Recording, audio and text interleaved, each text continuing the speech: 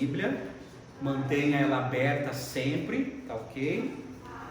Mateus capítulo 22, hoje, pela graça de Deus, quero fazer uma exposição do verso 34 ao 40, tá? A maioria das Bíblias, as equipes de tradução, coloca como título o grande mandamento, né? O grande mandamento. Se fosse para eu dar um título, não como tradutor, porque eu não tenho essa competência, mas como pregador, eu colocaria o seguinte: o que significa amar a Deus? É uma pergunta. O que significa amar a Deus? Através desse trecho das Escrituras, que será explicada, exposta nessa noite, a gente vai sair daqui dessa igreja entendendo o que realmente significa amar a Deus. Amar a Deus. E Mateus capítulo 22, a partir do verso 34, eu quero que você me acompanhe. Acompanhe comigo a leitura da Escritura. Entretanto, os fariseus, sabendo que Jesus havia silenciado os saduceus, reuniram-se em conselho. E um deles, intérprete da lei, querendo pôr Jesus à prova, perguntou-lhe: Mestre, qual é o grande mandamento na lei? Jesus respondeu: ame o Senhor seu Deus de todo o seu coração, de toda a sua alma e de todo o seu entendimento. Este é o grande e primeiro mandamento.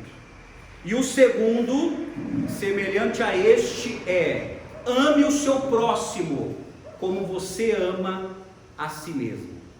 Destes dois mandamentos dependem toda a lei e os profetas. Vamos orar mais uma vez, para que o Espírito Santo venha nos ajudar a entender isso.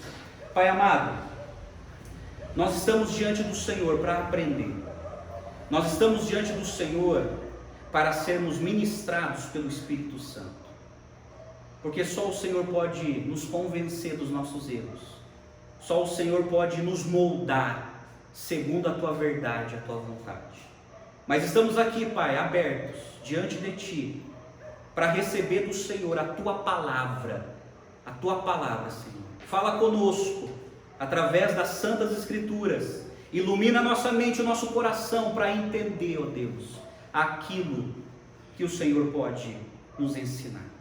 Sê conosco, ó Pai, e ajuda-nos a entender nessa noite, por uma vez por todas, o que significa amar o Senhor. Nós oramos e nos submetemos à Tua palavra, em nome do Senhor Jesus. Amém, amém. Amados, Mateus capítulo 22, chegamos nesse capítulo, e você sabe que Mateus capítulo 18 até o 23 é o quarto grande compêndio doutrinário de Jesus para os discípulos. O que significa? Que se nós somos discípulos de Jesus, seguidores de Cristo, nós precisamos entender Mateus 18 até o 23, porque aqui é um grande compêndio doutrinário de Jesus para os discípulos, para a igreja do Senhor. E já chegamos em Mateus capítulo 22. Mateus capítulo 22, nós podemos colocar como título a defesa do rei, porque em Mateus capítulo 22, Jesus ele foi abordado por vários grupos, recebendo as mais espinhosas perguntas. E aí, Jesus, com muita sabedoria, ele responde os seus inquiridores, nos ensinando verdades profundas. Por exemplo, Mateus capítulo 22, versos de 1 a 14, nós vimos a parábola das bodas. Jesus ele conta uma parábola denunciando a situação espiritual da nação de Israel em sua época. Verso de 15 a 22, um grupo chamado Herodianos faz uma pergunta política sobre os impostos, perguntando para Jesus se é certo pagar impostos a César, e nós aprendemos aqui sobre a nossa cidadania. Verso 23 a 33, um seleto grupo intelectual chamado Saduceus, eles fazem uma pergunta doutrinária sobre a ressurreição, e nós aprendemos aqui domingo passado sobre a doutrina da ressurreição. É muito importante você entender isso. E hoje, verso 34 a 40, veremos um escriba fazendo uma pergunta ética sobre a lei, sobre o grande mandamento. E domingo que vem, se Deus quiser, nós veremos Jesus fazendo uma pergunta. Então ele recebe várias perguntas, mas no final do capítulo, Jesus ele faz uma pergunta pessoal sobre o Messias para os fariseus. Aí é Jesus que finaliza o diálogo e o capítulo fazendo uma pergunta poderosa para os fariseus. Pois bem, como eu tenho falado para os irmãos, Jesus está vivendo aqui a sua última semana, conhecida como Semana da Paixão. Quando nós lemos as narrativas de Mateus, Marcos, Lucas e João, nós conseguimos construir aquela semana, aquela agenda que Jesus teve ali naquela semana. Por exemplo, no domingo, o que aconteceu no domingo? Houve a grande entrada triunfal em Jerusalém, vocês lembram? Quando Jesus entra, Mateus 21, ele entra ali em Jerusalém, e aí aconteceu algumas coisas naquele domingo. Por exemplo, Jesus mandou que 2 discípulos buscassem um jumentinho. Jesus montou um jumentinho e foi recebido por uma multidão que estendia suas capas, espalhava os ramos no chão e gritavam: glória a Deus, bendito o que vem em nome do Senhor. Os fariseus ficaram preocupados, diz as Escrituras, porque todos estavam indo com ele. Jesus ele chorou com pena da cidade de Jerusalém, está lá em Lucas 19. E naquele domingo Jesus dormiu em Betânia, com certeza na casa de Lázaro, no qual Jesus tinha ressuscitado. Aí na segunda-feira, no dia seguinte, aconteceu a segunda purificação do templo. Aí Jesus ele se dirige para o templo, ele amaldiçoou uma figueira que não tinha frutos.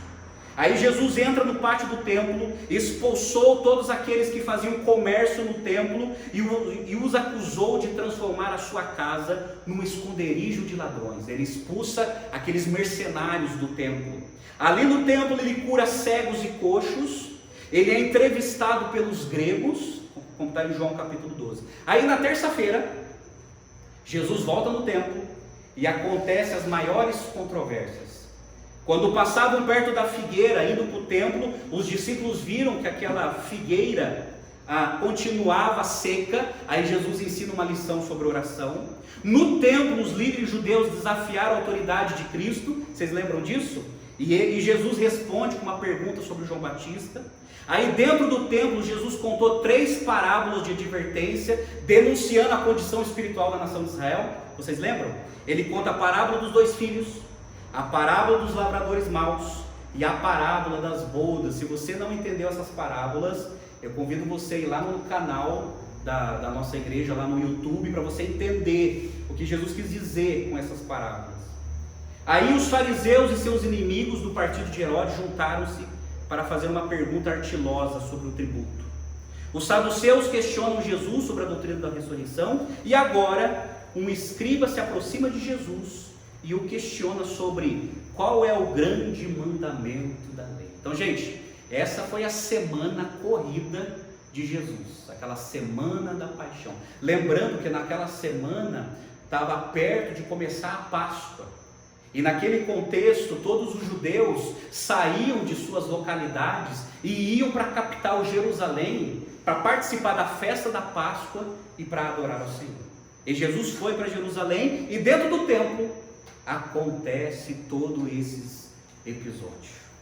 Pois bem, eu quero convidar você a prestar atenção na exposição do texto. Eu quero fazer uma exposição do verso 34 ao 40. Mantenha a Bíblia aberta, porque a gente precisa explicar algumas questões. Olha o verso 34 na sua Bíblia, que diz assim: entretanto, os fariseus, sabendo que Jesus havia silenciado os saduceus, reuniram-se em conselho. Sabe o que é interessante?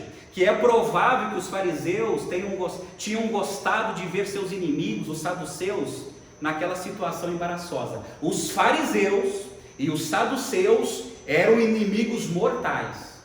Lembre-se que os saduceus eram os ritualistas, os legalistas. Os saduceus eram os racionais, os intelectuais. Esse grupo sempre se gladiava. As ideias não batiam. No entanto, com certeza os fariseus gostaram muito da derrota dos saduceus, porque Jesus colocou eles na lona.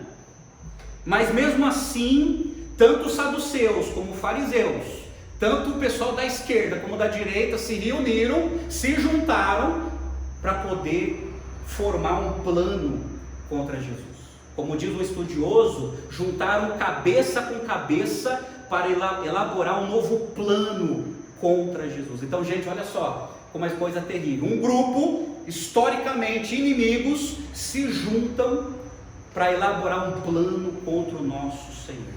Aí no verso 35, olha só o que aconteceu. Um deles, intérprete da lei, querendo pôr Jesus à prova, perguntou-lhe. O texto paralelo de Marcos, capítulo 12, que conta a mesma história, diz que a pergunta foi feita por um escriba. Gente, quem foram os intérpretes da lei? Quem foram os escribas? Algumas traduções mais antigas na língua portuguesa, vem a palavra mestre da lei ou doutor da lei. Quem era essa pessoa? Quem era esse indivíduo? Meus amados, os intérpretes da lei eram os peritos na lei. Eram aqueles estudiosos que eram peritos na lei de Moisés e na tradição da nação de Israel. Como estudiosos, como pesquisadores, eles eram altamente consultados. E muitos desses escribas, intérpretes da lei, muitos deles eram fariseus, porque eles acreditavam em toda a escritura do Antigo Testamento. Os saduceus não, lembre-se que os saduceus eram seletivos, eles acreditavam só nos 5 primeiros livros. Os fariseus já acreditavam tanto no Pentateuco, como nos livros históricos e poéticos também. No entanto, os mestres da lei eram os experts, os pesquisadores, que dominavam a lei de Moisés.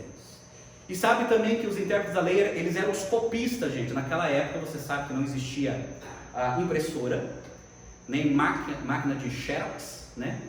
Então, como que a Bíblia era escrita naqueles dias, rolo após rolo? Os escribas tinham esse trabalho de escrever palavra por palavra, de maneira minuciosa, sem faltar um ponto, porque no hebraico um ponto é uma letra.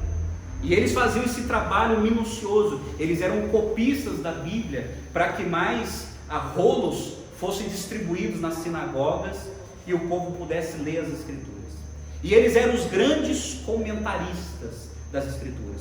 Na história do Antigo Testamento havia um grande escriba que foi usado por Deus, que se chamava Esdras. Esdras foi um grande intérprete da lei, que foi tremendamente usado por Deus. Pois bem, esse é o estudioso que se aproxima de Jesus.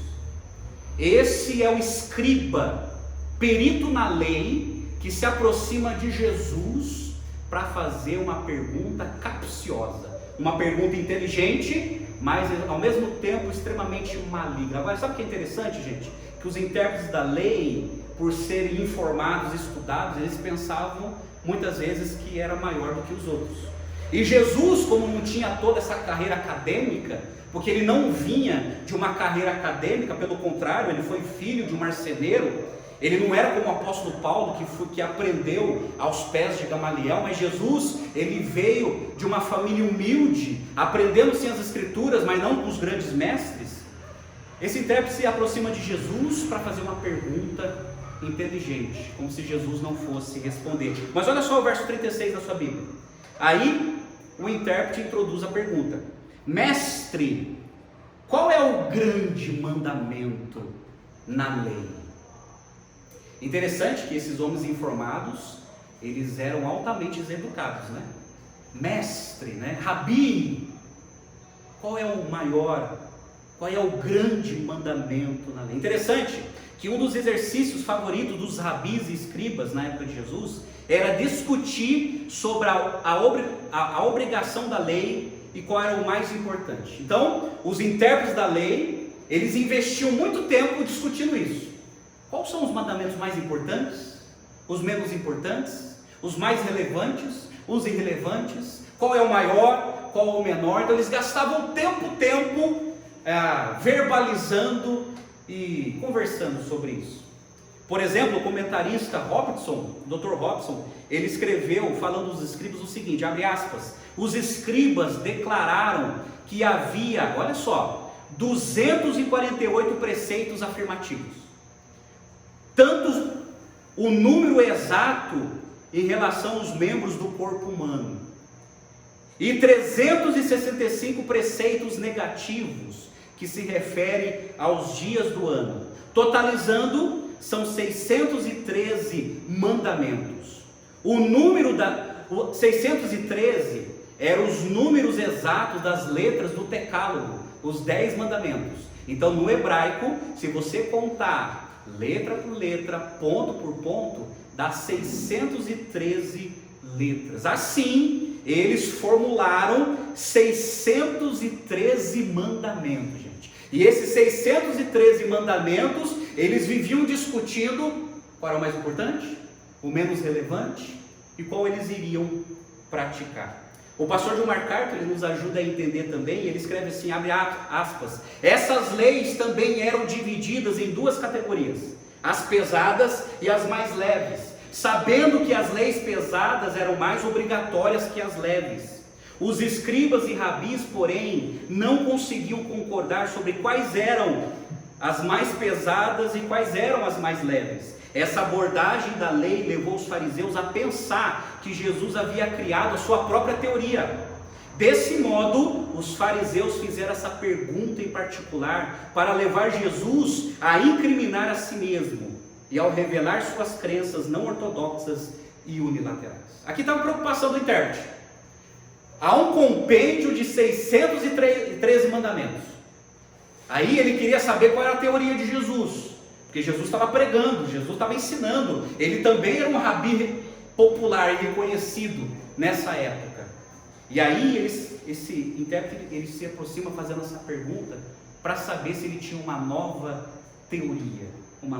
Aí, olha a resposta de Jesus, gente, verso 37 na sua Bíblia.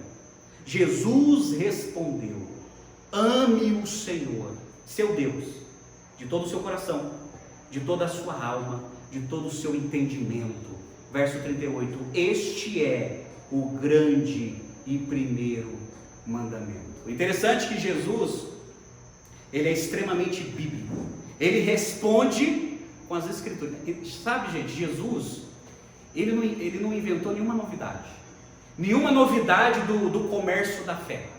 Ele simplesmente, voltou para as origens. Ele expõe para aquele intérprete que conhecia muito bem as escrituras.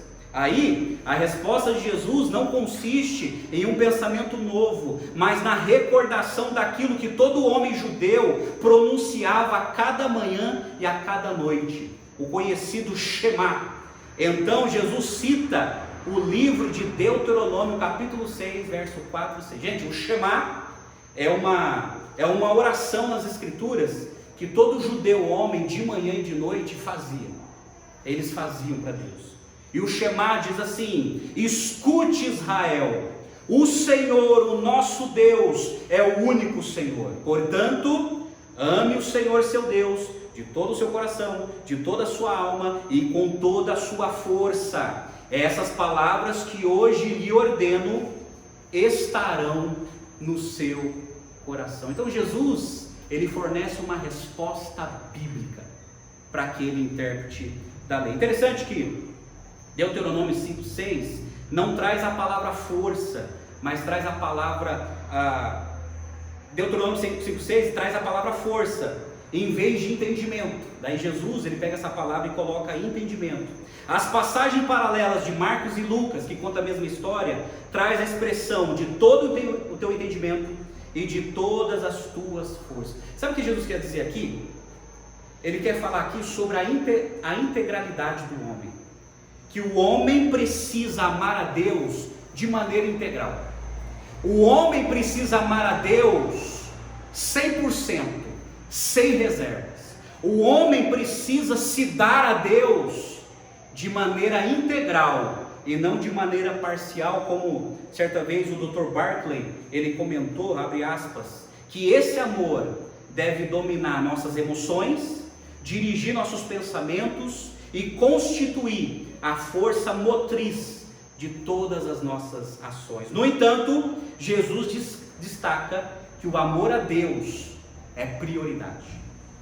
O grande mandamento, perguntado pelo intérprete, e Jesus respondendo de maneira bíblica, Jesus destaca o seguinte: amar a Deus é prioridade. Amar a Deus é a coisa mais importante do mundo. Amar a Deus é o valor mais supremo na vida de um ser humano.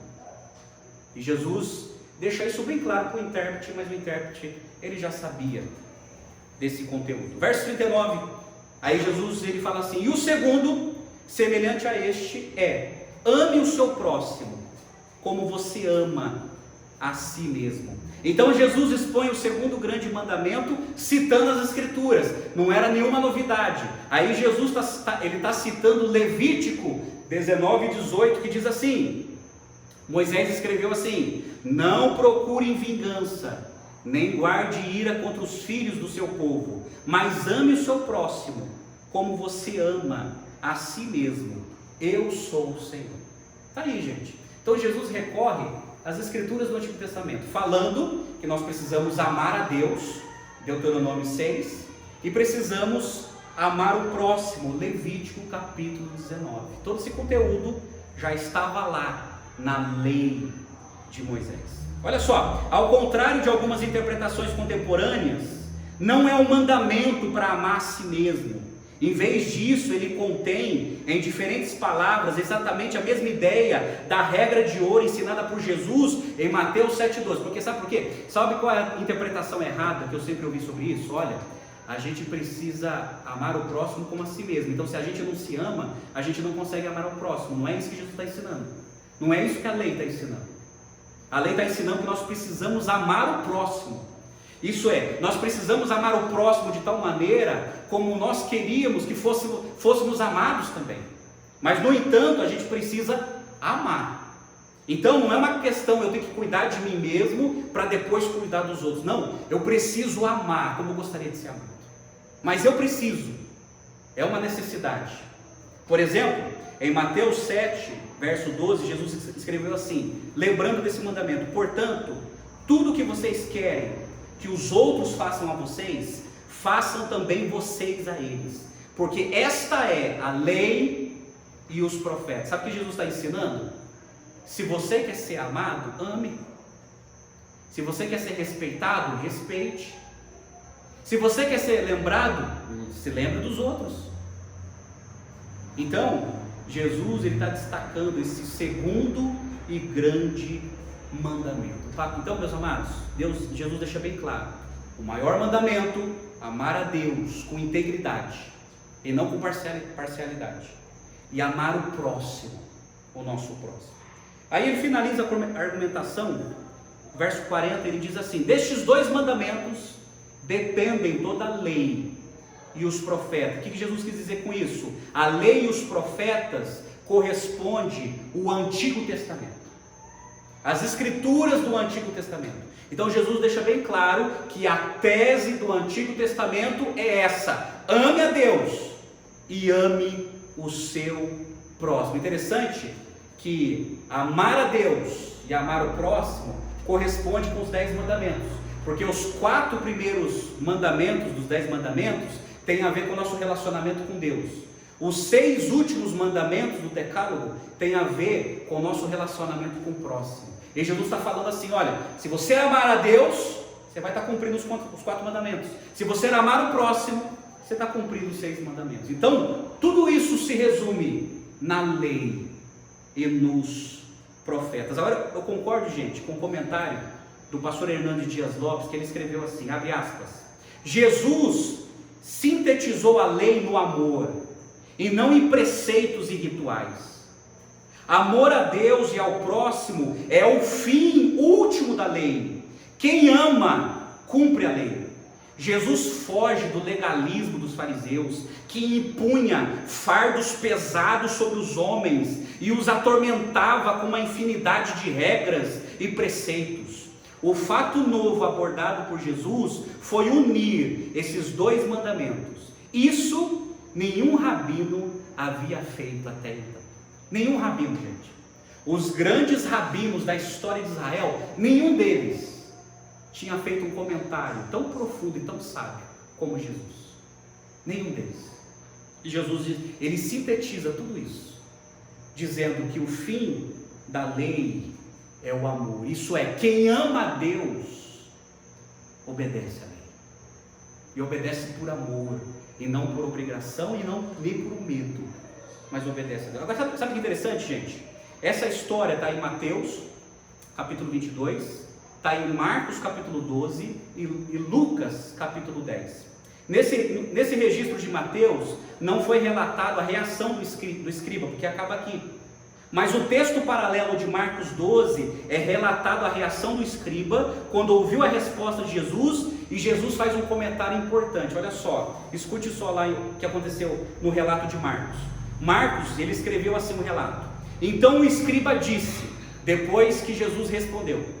Aí o escriba, ele faz um comentário: muito bem, mestre. E com verdade o Senhor disse que Ele é único, não há outro além dele, e que amar a Deus de todo o coração, de todo o entendimento e com todas as forças, e amar ao próximo como a si mesmo, é mais do que os holocaustos e sacrifícios. Vendo Jesus que o escriba havia respondido sabiamente, declarou-lhe: você não está longe do reino de Deus. E diz o texto de Marcos, e ninguém mais ousava fazer perguntas a Jesus. Então aqui, parece que esse intérprete, na narração de Mateus, ele chega com um plano diabólico, faz a pergunta para Jesus, Jesus recorre às escrituras, responde de maneira sábia, e parece que aquilo tocou no coração do escriba. Mas daí Jesus fala assim: você não está longe do reino de Deus. Agora sabe o que é interessante? Jesus não falou assim: você já está no reino de Deus. Ele falou: você não está muito longe. Sabe o que Jesus quis dizer? Você tem conhecimento intelectual, mas o seu coração ainda não está com Deus. Você é formado muito bem na lei, mas essa lei não está impregnada na tua alma por amor a Deus. Então aqui, gente, Jesus está ensinando algo muito importante. Não basta conhecer. Não basta conhecer. Isso tem que ser integral na nossa vida. Aí, no relato de Lucas, tem uma história interessante. Jesus responde à pergunta do escriba e exemplifica para o escriba o que significa amar ao próximo. Aí Jesus expõe a famosa parábola do bom samaritano. Vocês lembram? Então, na narração de Lucas, no registro de Lucas, Jesus ele acrescenta a parábola do bom samaritano. Olha só no registro de Lucas como que está. Lucas escreveu assim: e eis que certo homem, intérprete da lei, se levantou com o objetivo de pôr Jesus à prova e lhe perguntou: mestre, que farei para herdar a vida eterna? Então, se você pegar a narrativa de Mateus e de Lucas e conectá-los, você vai entender que foi um diálogo mais extenso. Então, primeiro o escriba faz a pergunta sobre qual é o grande mandamento, mas depois possa ser que ele pergunta: mestre, o que farei para herdar a vida eterna? Então aqui não há nenhuma contradição, é uma complementação das narrativas. Então Jesus lhe perguntou: o que está escrito na lei? Jesus volta para a Bíblia. Como você a entende? Já que quem perguntou é o intérprete, Jesus ele lança a pergunta: bom, o que está escrito na lei? Você que é formado nessa área, o que você entende? Aí o escriba responde: ame o Senhor, seu Deus, de todo o seu coração, de toda a sua alma, com todas as suas forças e com todo o seu entendimento, e ame o seu próximo como a si mesmo. Então Jesus lhe disse: você respondeu corretamente, faça isso e você viverá. Mas ele, querendo justificar-se, perguntou a Jesus: quem é meu próximo? Tudo bem, eu sei o que é amar a Deus, mas quem é meu próximo? Aí Jesus insere a parábola do bom samaritano, falar que tinha um homem de Jerusalém a Jericó, estava andando, aí os assaltantes o assaltaram, espancaram ele ficou ali no chão, aí passou o sacerdote viu e não socorreu, e foi para Jerusalém. Aí veio o levita, viu ele lá no chão e não socorreu, e foi. Aí passou um samaritano. O samaritano era um povo odiado pelo Israel, Aquele samaritano se compadeceu, cuidou das feridas daquele rapaz, passou um óleo que era um remédio daquela época, enfaixou, colocou no cavalo e levou para o hotel e ainda pagou a estadia do hotel. Aí Jesus quis mostrar o seguinte: olha, faça isso e você viverá. E você viverá. Ele mostrando para aquele intérprete da lei que é muito importante amar a Deus para ter vida eterna. E isso é evidenciado pela maneira como nós amamos o nosso próximo. Amém, gente? Deu para entender? Ficou claro? Eu quero fazer 3 aplicações. O que esse texto tem a nos ensinar? De maneira pessoal, de maneira particular. O que esse texto tem a ver comigo e contigo? O que esse texto tem a nos ensinar, fortalecendo a nossa fé e abrindo os nossos olhos no entendimento de o que significa amar a Deus. Mas antes de expor a aplicação, eu quero fazer uma pergunta para você pensar. Pensa aqui comigo. Você realmente ama a Deus? Pensa aí. Você realmente ama a Deus? Será que nós realmente amamos a Deus? Vamos tirar algumas provas? Olha só, a primeira lição que eu quero apresentar para vocês aqui é o seguinte: a importância de amar a Deus. A importância de amar a Deus. Jesus usa a palavra ame, que é a mesma palavra das Escrituras lá de Moisés. Ame. Agora, gente, amor é muito mais do que sentimento. Amor é uma decisão. Amor é uma construção. Amor é uma construção dentro do relacionamento. Amor não é sentimento, gente. Paixão que é sentimento. Paixão. E diz alguns psicólogos, alguns profissionais na área da saúde mental, que a paixão dura no máximo uns 2 anos. Depois da paixão, se não houver amor, se não foi construído amor, bye bye relacionamento. Amor. E Jesus, ele destaca essa palavra que foi usada pela boca de Moisés: ame. Ame. Amar é uma decisão, é uma construção. Amor está dentro de um relacionamento. Jesus está falando o seguinte: olha, quem ama a Deus é quem se relaciona com Deus. Quem ama a Deus é aquele que tomou uma decisão de conhecer a Deus. Amor. Então, meus amados, só ama a Deus quem se relaciona com Deus. Só ama a Deus quem conhece a Deus. É impossível amá-lo sem conhecê-lo. Impossível. Aí a gente pode amar um Deus fruto da nossa imaginação, mas não é o verdadeiro Deus das Escrituras. A gente pode amar um Deus fruto da cultura, mas não é o verdadeiro Deus das Escrituras. Mas daí fica a pergunta: como devemos amar a Deus? Já que amar a Deus é ter um relacionamento com Ele, é conhecê-lo, é tomar uma decisão de construir um relacionamento com Ele, então como devemos amar a Deus? Como? Como amar esse Deus, que a gente não vê o rosto, né? Como amar esse Deus? Aí, eu quero te ensinar um esquema que talvez eu acho que vai te ajudar pelo resto da vida. Tem me ajudado. O esquema é o seguinte: como devemos amar a Deus? Precisamos amar a Deus com café. Repito, precisamos amar a Deus com café. Quem gosta de café aqui, gente? Muito bem. Quem gosta de chimarrão? Muito bem. Café. Agora pega a palavra café, coloca no vertical e faz um acróstico. A palavra C, coração. A palavra A, alma. A palavra F, força. E a palavra E, entendimento. Ficou fácil? No acróstico: C, coração. A, alma. F, força. E E, entendimento. Precisamos amar a Deus de todo o coração, de toda a alma, com toda a força e com todo o entendimento. Esse é o verdadeiro amor que Deus espera de nós. Pois bem, precisamos amar a Deus de todo o nosso coração. Aqui, gente, o que Jesus quis dizer aqui de amar a Deus com todo o coração? Porque se você pegar a palavra coração na Bíblia, tem a ver com o ser do ser humano, tem a ver com a totalidade do ser humano. Então, quando você ouve, por exemplo, Jeremias 29:13, que diz assim: buscar-me-eis e me achareis quando me buscardes de todo o vosso coração, está falando da totalidade do homem, tá ok?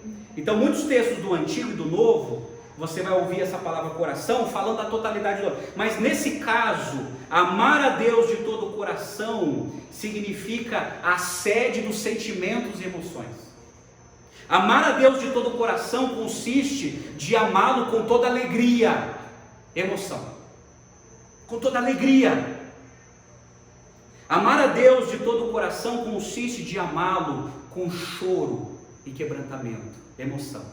Amar a Deus de todo o coração significa, gente, se constranger, ter vergonha quando a gente entra na presença dele, porque a gente sabe o quanto nós somos pecadores. Isso é amar a Deus de coração. É com toda emoção, é com toda alegria, é com toda tristeza. A gente se entristece porque nós somos pecadores e dia após dia nós pecamos contra esse Deus. Isso tem que provocar o que em nós? Tristeza. Mas isso reverte de amá-lo com todo o coração.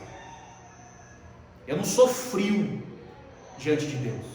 Eu não sou aquele cara frio que peca e não sente nada, porque tem a consciência cauterizada, que tem as emoções congeladas, porque na verdade não é um amor verdadeiro a Deus de coração, com toda emoção. Aí, gente, isso aqui é tão perigoso.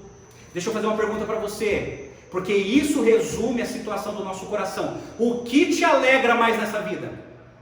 O que provoca mais felicidade no seu coração, na sua vida? O que mais mexe com as suas emoções nessa vida? Aí você pode estar pensando em várias listas, mas daí Deus, Ele está pedindo esse amor. Olha, você precisa me amar com todo o seu sentimento, com toda a sua emoção, muito mais do que você sente pelas pessoas. A emoção que você sente por um cônjuge, a emoção que você sente pelos seus pais, a emoção que você sente pelos seus filhos, a emoção que você sente pelas coisas que você conquistou na vida. O seu sentimento, a sua alegria tem que suplantar isso. Suplantar. É por isso que o salmista diz assim: alegrei-me quando me disseram, emoção, vamos à casa do Senhor. Buscar a Deus é motivo de alegria. Isso tem que nos emotivar. Isso, a gente tem que sentir isso. Isso tem que estar na nossa pele. Essa alegria de Deus, eu te amo tanto, que é de coração. Amá-lo é muito mais de sentir a sensação de ganhar os maiores ouros dessa vida. A conhecê-lo é muito melhor e mais emocionante do que ter acessos às pessoas mais maravilhosas dessa vida. Conhecê-lo supera qualquer emoção. Isso é amar a Deus de todo o coração.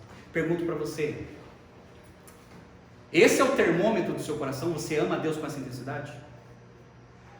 Ou você tem mais alegria pela sua vida, pelas suas coisas, sua casa, seus móveis, seu dinheiro, seu salário, seus lazeres? É isso que te provoca mais alegria do que buscar a Deus?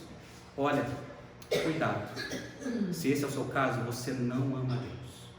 Você está se enganando. Se a sua alegria é mais impactante pelas coisas desse mundo e não a Deus, a gente não ama a Deus, de verdade. Amar a Deus é com toda emoção, isso significa coração.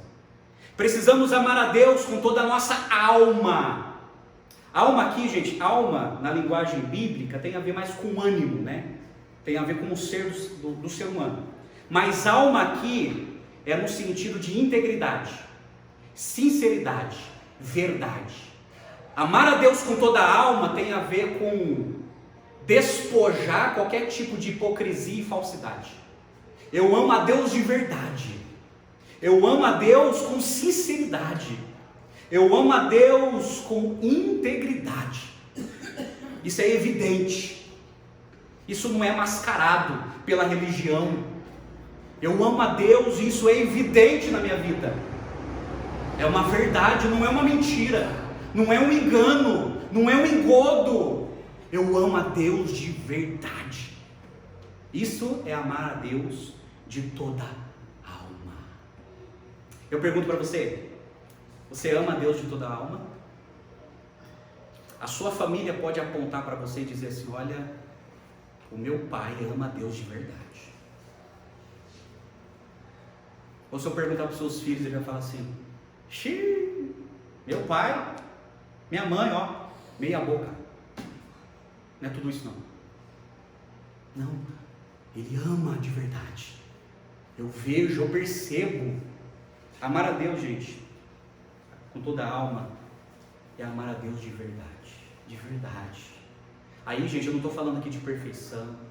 Eu não estou falando aqui de super crentes, super evangélicos, sabe? Eu estou falando de sinceridade, honestidade com Deus e com o próximo. Você ama a Deus com toda a sua alma? As pessoas ao seu redor podem dizer sobre você: olha, o meu pai, a minha mãe, esse irmão aqui sim, ama a Deus de verdade. Porque a palavra de Deus na boca dele, na vida dele, é a verdade. Isso é amar a Deus com toda a alma. Precisamos amar a Deus com toda a força. O que significa amar a Deus com toda a força? Força aqui é energia aplicada. Força aqui, gente, é esforço físico. Força aqui é desprendimento, disposição. Porque fala a verdade, para amar a Deus tem que ter força. Deixa eu falar uma coisa para você, que acontece com o pastor também. Fala a verdade, a gente tem que desprender uma energia para vir para o culto, né? Precisamos. Não é todo domingo que a gente está disposto a vir para o culto. Não é todo domingo. Vamos ser sinceros. Não é todo domingo. Não é todo dia que a gente tem vontade de orar. Não é todo dia que a gente tem vontade de ler as Escrituras. Não é todo dia. O cansaço nos assalta, o esgotamento mental, a preguiça. Aí, amar a Deus com toda a força é uma energia aplicada, é um esforço físico.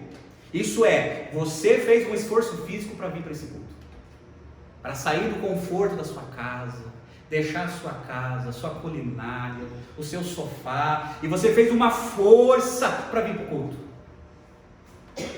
Amar a Deus também envolve isso, gente: força, desprendimento, disposição. Amar a Deus é empregar energia nas coisas de Deus. E se nós não fazemos isto, a gente não ama a Deus com toda a força. Se a gente é assaltado pela preguiça, a gente não ama a Deus com toda a força. Gente, vamos pensar. Eu já ouvi vários testemunhos de missionários na África, e até de crentes antigos do Brasil, gente que andava quilômetros e quilômetros para chegar na igreja mais próxima, para prestar culto a Deus, e eles desprendiam aquele esforço, andando quilômetros e quilômetros, para buscar a Deus com outros cristãos. Isso é amar a Deus com toda a força. E hoje, o pessoal tem carro, tem moto, tem avião, tem não sei o que, e tem preguiça de ir para o culto. E antes, nossos ancestrais, e muitos deles não tinham carro, alguns tinham cavalo, nem tinha cavalo e nem jumento, ia a pé, andando a pé para chegar naquela igreja humilde, simplesmente para adorar a Deus, e levava aquela renca de filhos. Sabe por quê? Eles sim amavam a Deus com toda força. Gente que não tem preguiça, gente que é pau para toda obra. Pastor, o que eu preciso fazer? Eu vou fazer, estou aqui para cooperar, estou aqui para ajudar. É amar a Deus com toda força. Força. E também, gente, a gente precisa orar. Orar também exige força. Separar tempo para orar, para ouvir a Deus através das Escrituras, precisa de força, dedicação. Amar a Deus com toda a força exige energia. Tem a ver com o nosso físico, com a nossa disposição, o nosso desprendimento. É por isso que Deus falou para Josué, capítulo 29, quando Moisés morreu e Deus recrutou Josué, Deus ele fala assim para Josué: não te mandei eu, Josué, não sou eu que te escolhi para essa missão, ser forte e corajoso, que eu estarei contigo. Mas olha só as duas coisas que Deus pede para Josué: Josué, seja forte, se esforce, porque não vai ser fácil, você vai ter que empregar toda a sua energia nessa obra, e seja corajoso, porque eu só uso valentes. Isso é amar a Deus com toda força. É por isso que em Neemias 8:10, Neemias ele estava gerenciando o povo de Israel, eles estavam reconstruindo os muros de Jerusalém. Aí Neemias fala assim: olha, não se entristeçam, porque a alegria do Senhor é a nossa força. Nós estamos empenhados nessa construção, e Deus se alegra quando nós dispomos, usando a nossa força. Isto é amar a Deus com toda força. Pergunto para você: você tem amado Deus com toda força? Gente, a gente precisa. Como eu já falei nesse púlpito, eu nunca vi, eu já vi, mas a maioria não tem isso. Eu nunca vi ninguém faltar do trabalho por causa de dor de cabeça. A não ser que seja uma enxaqueca, é outra coisa, tá? Eu nunca vi gente faltar por causa de dor de barriga. Gente, eu já trabalhei de metalúrgico, já trabalhei de autônomo. Eu nunca deixei de trabalhar por causa de certas dores. Sabe por quê? Força, a gente se esforça porque a gente quer trabalhar para ganhar o nosso salário, pagar as contas. E para ser rotulado como um trabalhador ruim de serviço. Não é isso que os patrões falam? Para quem é ruim de serviço? Sabe?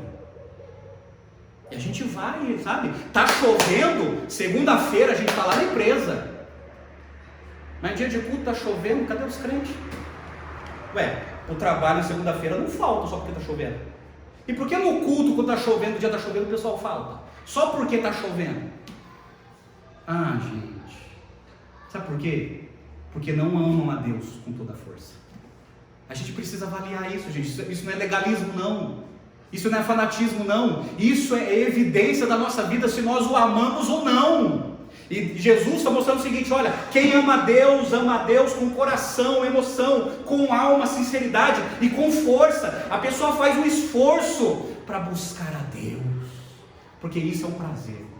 Aí, precisamos amar a Deus com o nosso entendimento, tem a ver com a nossa mente, o nosso intelecto. O que isso implica? Amar a Deus implica leitura das Escrituras. Amar a Deus com entendimento implica estudar as Escrituras. Amar a Deus implica memorizar as Escrituras. Amar a Deus implica estudar as doutrinas bíblicas das Escrituras.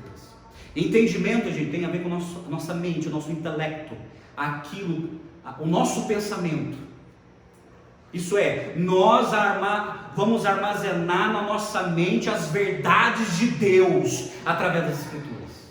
Aí, só conseguimos amar a Deus com todo entendimento quando a gente lê a Bíblia, meus amados. Quando a gente lê a Bíblia. Você não pode sonegar a Bíblia. Precisamos ler a nossa Bíblia. Senão também nós não estamos amando a Deus com todo entendimento. Isso é uma falha mortal. Mortal. Nós não estamos amando a Deus de maneira integral, mas de maneira parcial. E Deus não aceita isso. Precisamos mergulhar nas Escrituras. Pergunto para você: você tem lido a sua Bíblia? Você tem lido a sua Bíblia? As Escrituras? Leia a Bíblia. Ontem lá em Monte Castelo, a gente participou de uma reunião que chama Concílio Examinatório. Eu já respondo para você. Na Igreja Batista, para uma pessoa ser pastor, ele tem que ser provado. O que significa concílio? O candidato estuda 4 anos no seminário, que já é puxado. Depois de 4 anos, a igreja pede o concílio daquela pessoa que vai se tornar pastor. O conselho é o seguinte: o candidato fica sentado numa cadeira, diante de uma bancada de pastores, fazendo um monte de perguntas sobre a Bíblia. E se ele não responder com exatidão, ele é reprovado. E aqueles 4 anos que ele estudou, perdeu tudo. Sabe por quê? Essa exigência? Porque precisamos amar a Deus com todo entendimento. Precisamos conhecer as Escrituras. E aí o pastor que não conhece as Escrituras, você já sabe o resultado. O desserviço que fazem nas igrejas. Porque amar a Deus com todo entendimento é conhecer as Escrituras, não para si mesmo, mas para compartilhar esse conhecimento. Para dizer, ó, assim diz a palavra de Deus, é assim que você tem que agir no casamento. Assim diz a palavra de Deus, é assim que você tem que agir na educação dos seus filhos. Assim diz a palavra de Deus, é assim que vai acontecer na vida após a morte. Assim diz a palavra de Deus, é assim que você deve ser. E a gente compartilha esse conhecimento porque essa é a vontade de Deus. Amém, gente? É por isso que o rei Davi escreveu o Salmo 119, que é o maior capítulo da Bíblia. Ele escreveu assim, Salmo 119, verso 97, ele diz assim, ele escreveu: como eu amo a tua lei, medito nela o dia inteiro. Como eu amo a tua palavra.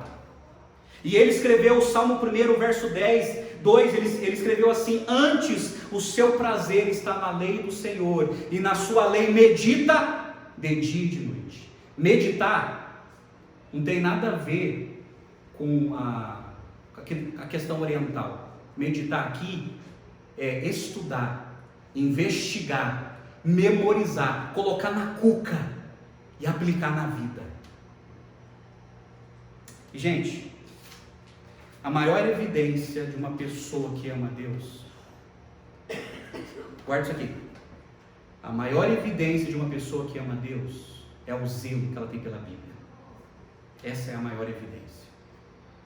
Porque a fé vem pelo ouvir, e ouvir a palavra de Deus. A pessoa ama as Escrituras. Certa vez, o pastor Charles Spurgeon, lá em Londres, no século XIX, falando sobre a Bíblia, olha só o que ele falou, ele estava pregando, abre aspas: prefiro falar 5 palavras deste livro do que falar 50.000 palavras dos filósofos. Se quisermos reavivamentos, temos de avivar nossa reverência pela palavra de Deus. Se quisermos conversões, temos de colocar mais da palavra de Deus em nossos sermões. Eu concordo com ele. O pastor John Piper, que ainda está vivo, pastor batista, ele escreveu assim, abre aspas: se alguém dissesse a Jesus, e muita gente fala isso aqui, se alguém dissesse a Jesus, o amor une e a doutrina divide, penso que Jesus olharia fundo na alma dessa pessoa e diria: a doutrina verdadeira é a raiz de todo amor. Portanto, quem se opuser a ela, destruirá a raiz da unidade. Quem diz que doutrina divide? Porque tem muita gente que tem esse pensamento equivocado. Não, o amor une e a doutrina nos divide. Não, a doutrina verdadeira nos une em amor. Quando nós estudamos as Escrituras, a doutrina verdadeira, isso produz em nós amor e unidade. E quem não se submete às Escrituras, aí sim se torna desunido.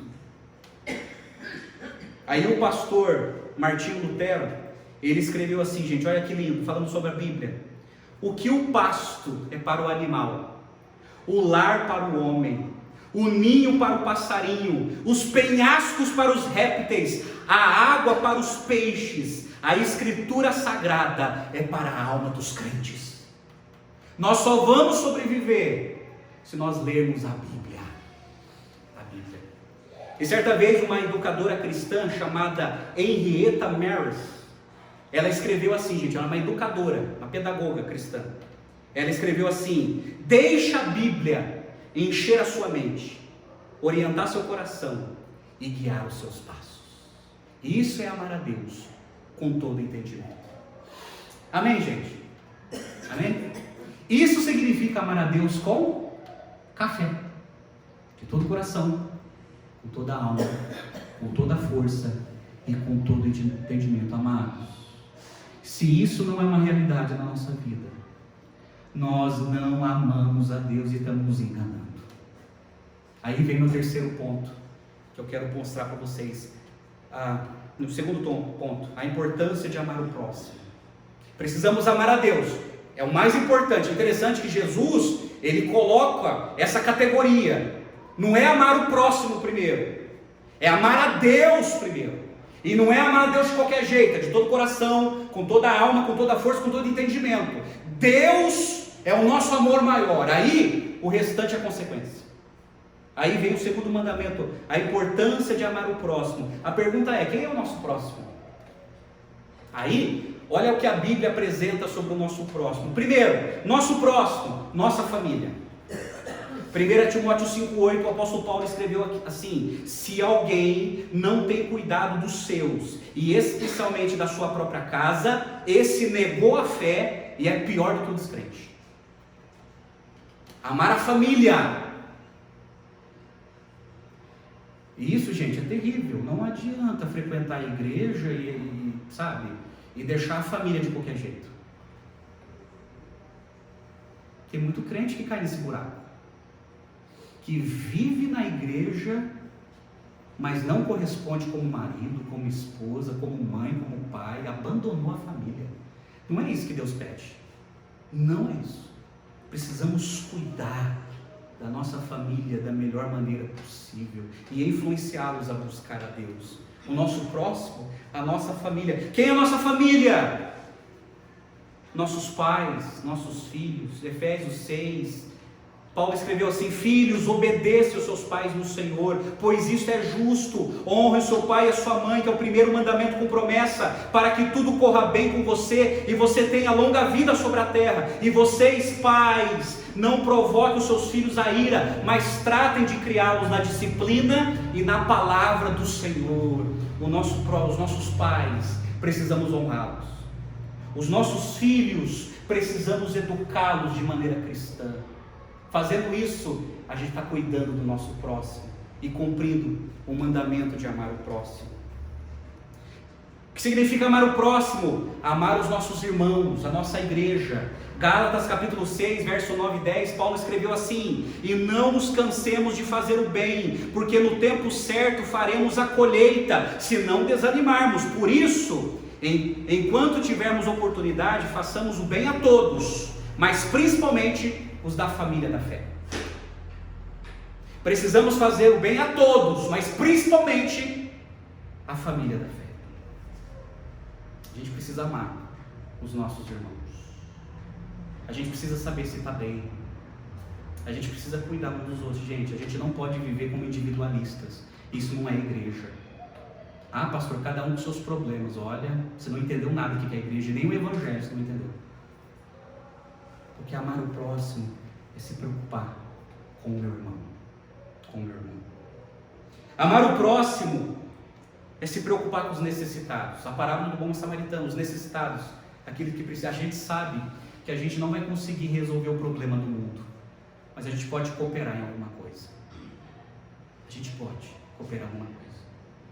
Por exemplo, no Brasil tem tantas igrejas, mas aí eu não estou falando isso para levantar a bandeira, não.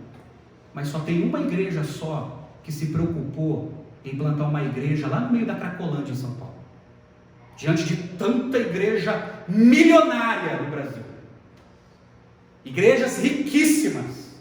E só uma igreja se preocupou em plantar uma igreja no meio da Cracolândia para ajudar os usuários em crack. Se preocupar com os necessitados. Os necessitados. Amar o próximo, gente, é se preocupar com as almas perdidas. Marcos 16:15, ide pregar o evangelho a toda criatura. Amar o próximo é se preocupar com o destino da alma das pessoas.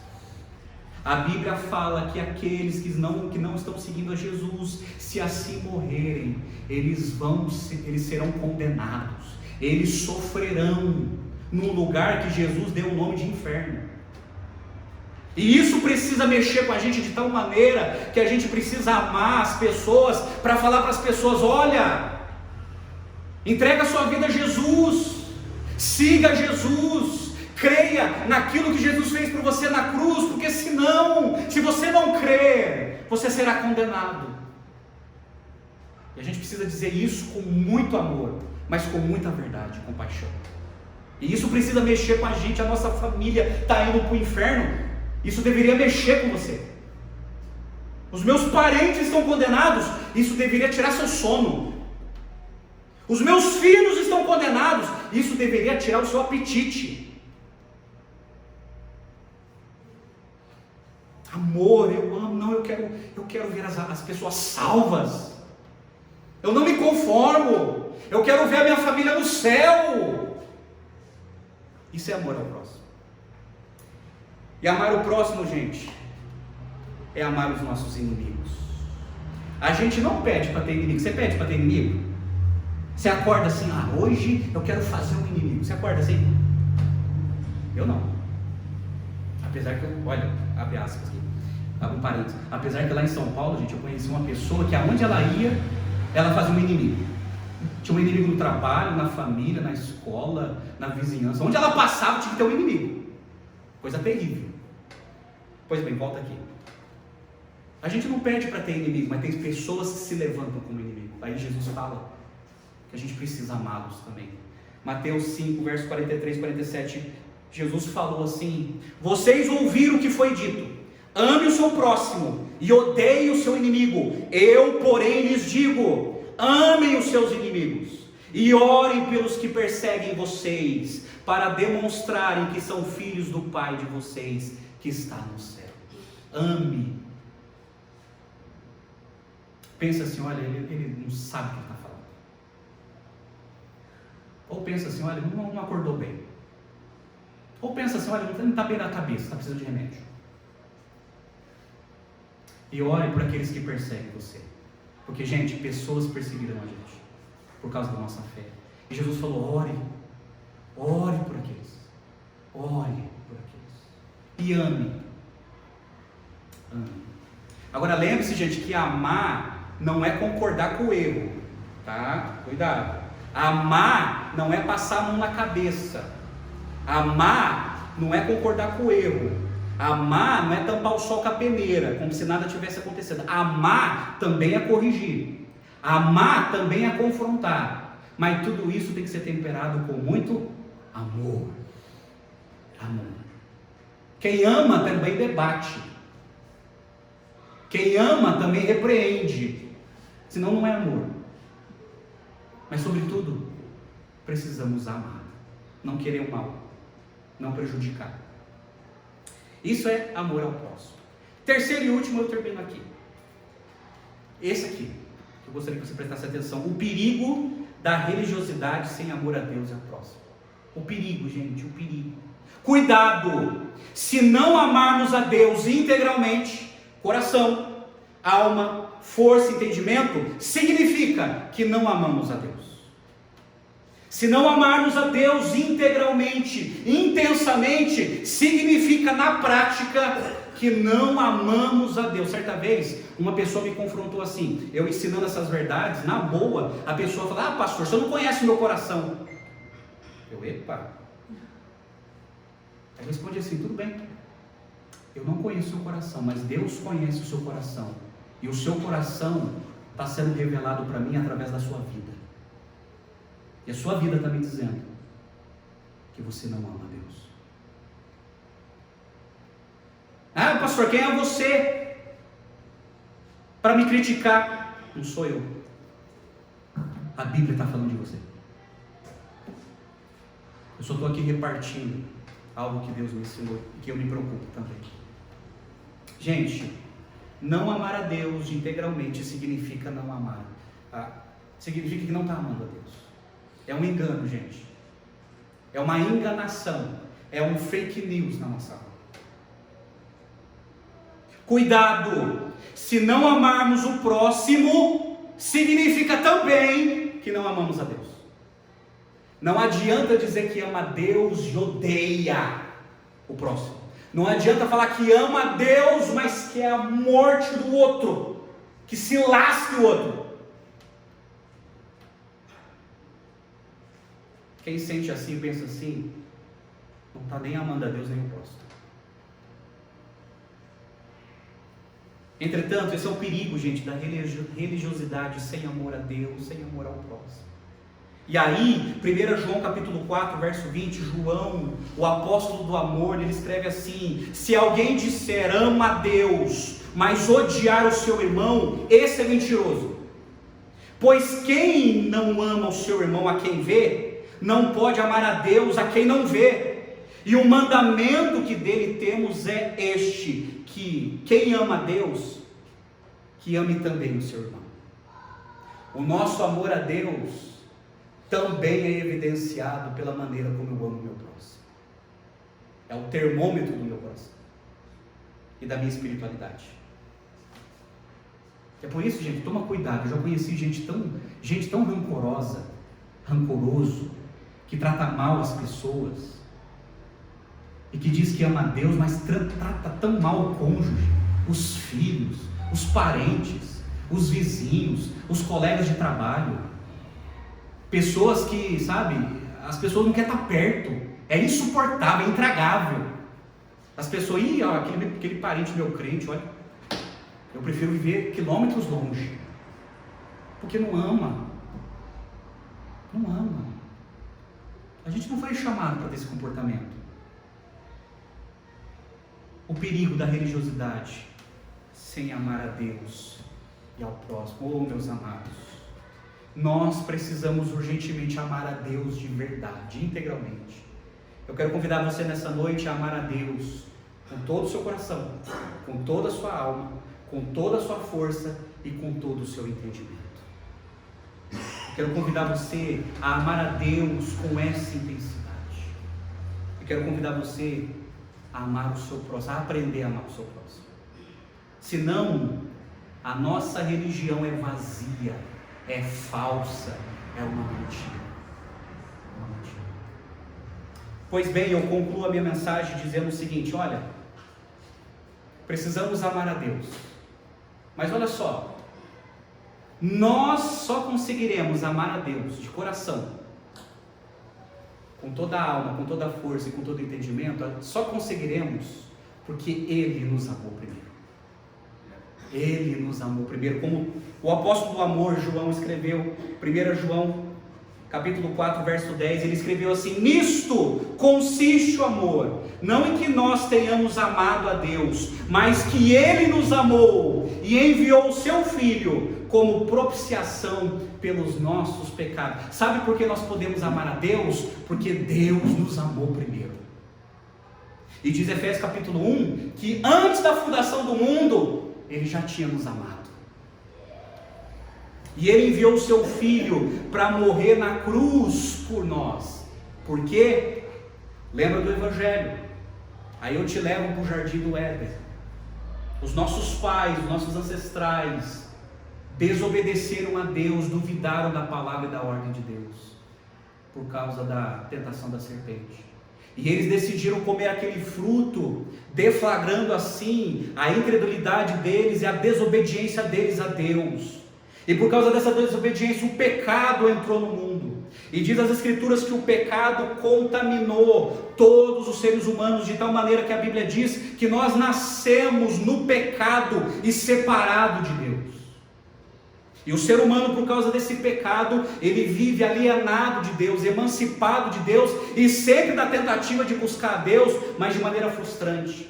Aí o ser humano tenta buscar a Deus através da religião, através dos rituais, tenta buscar a Deus através da sua moralidade, através da sua ética, através da sua caridade. Mas a própria Bíblia fala que tudo que a gente faz de bom, por mais que tenha uma boa intenção, não é suficiente para ter relacionamento com Deus. Mas a Bíblia nos convida a nos arrepender dos nossos pecados e a ter fé naquele que foi enviado e que foi crucificado na cruz, pagando pelos meus pecados e pelos teus pecados, morrendo pelas minhas culpas e pelas suas culpas. E lá na cruz do Calvário, Ele recebeu como Cordeiro substituto, Ele recebeu sobre si os nossos pecados, pagando pelos nossos pecados e nos ofertando a salvação da nossa alma, e nos convidando a se religar a Deus, a se reconectar com Deus, a se relacionar com Deus de maneira verdadeira. E hoje nós estamos buscando a Deus, não porque simplesmente a gente decidiu amar, mas porque Ele nos amou primeiro. E Ele provou o seu amor enviando o que Ele tinha de melhor, o seu próprio Filho, para morrer por nós.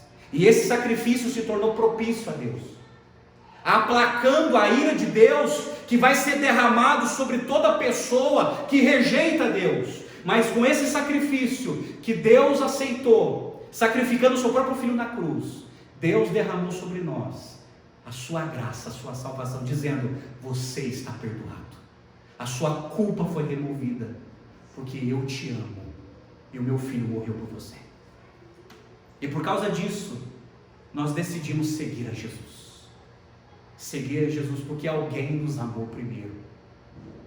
A minha gratidão, o mínimo que eu posso fazer, é amá-lo com todo o coração, com toda a alma, com toda a força e com todo o entendimento. Amém? Fez sentido? Gente, o que significa amar a Deus? Amar a Deus significa isso que vos ensinei. A minha oração é que o Espírito Santo nos ajude. A minha oração é que Deus arranque do nosso coração toda a hipocrisia religiosa. A minha oração é que Deus nos livre da escravidão do pecado, da incredulidade. E que Deus venha encher o nosso coração de amor. Primeiro, amor a Ele. Amor a Ele. E consequentemente, amor ao próximo. Amor ao próximo. Vamos orar? Vamos orar. Pai Celestial, ajuda-nos, ó Deus. Pai, primeiro pedimos perdão, porque sabemos que o nosso amor a Ti não foi verdadeiro, Senhor. Foi um amor falso, hipócrita, ilegítimo, porque a gente não tem Te amado dessa maneira, como a Tua palavra nos orienta. Mas nessa noite, Pai, nós desejamos Te amar integralmente, com todo o nosso coração, com toda a nossa alma, com todas as nossas forças e com todo o nosso entendimento. É assim, ó Deus, que nós queremos e almejamos em amá-lo, ó Deus. Ó Deus, ajuda-nos a amar o nosso próximo, a nossa família, o nosso cônjuge, os nossos filhos, os necessitados, as almas perdidas, aqueles que se levantam como inimigos. Ajuda-nos, ó Deus, a amar estes, ó Pai, e livra-nos, ó Deus, da religião falsa, hipócrita, farisaica. Livra-nos disso, Pai. Ó Deus, ajuda-nos a Te amar. Meu Pai, obrigado, porque o Senhor nos amou primeiro.